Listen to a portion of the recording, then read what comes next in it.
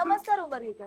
आज मी आले आपल्या उमरग्यातील श्री शिव समर्थ रेसिडेन्सी येथे आणि इथे आज आपल्या सोबत आहेत योगेश सर. तर आज त्यांच्याकडून आपण जाणून घेऊया या प्रोजेक्ट बद्दल अधिक माहिती. नमस्कार सर. नमस्कार. काय सांगाल या प्रोजेक्ट बद्दल?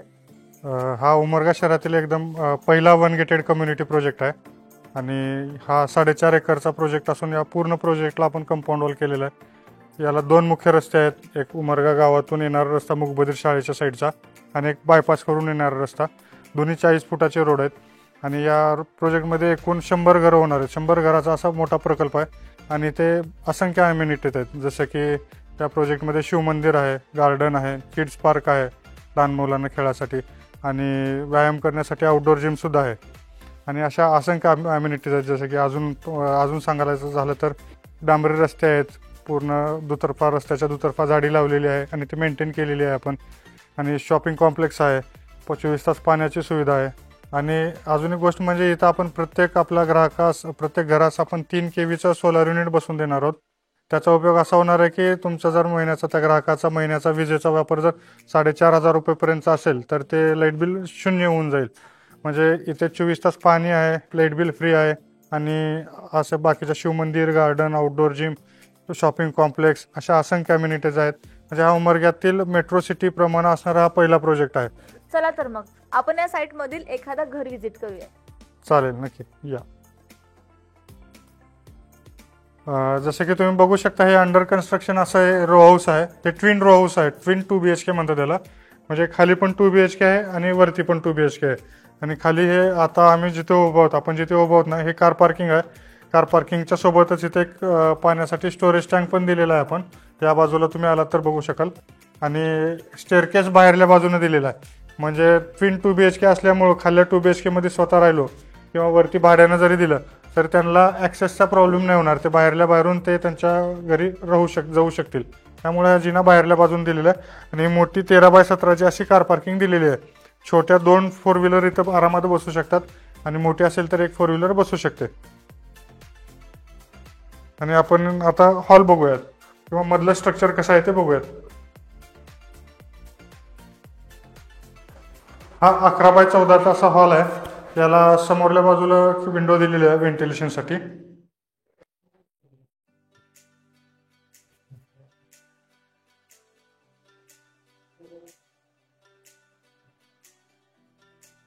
हे रो हाऊसच्या आग्नेय दिशेला किचन आहे आणि हे किचन आहे अंदाजे 10x10.5चं.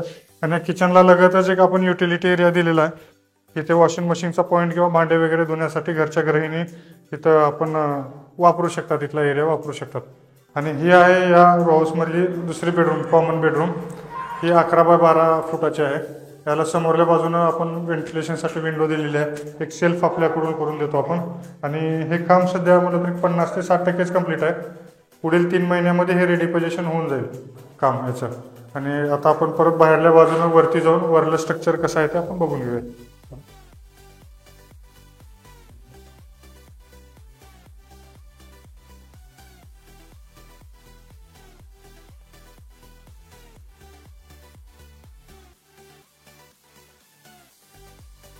आणि जर तुम्ही वर आलात तर तुम्ही बघू शकता खाली जो पार्किंगचा स्पेस होता त्या ठिकाणी वरती फक्त एक सिटिंग बाल्कनी इथं झालेली आहे. म्हणजे तुम्ही इथून तिकडे बघू शकता.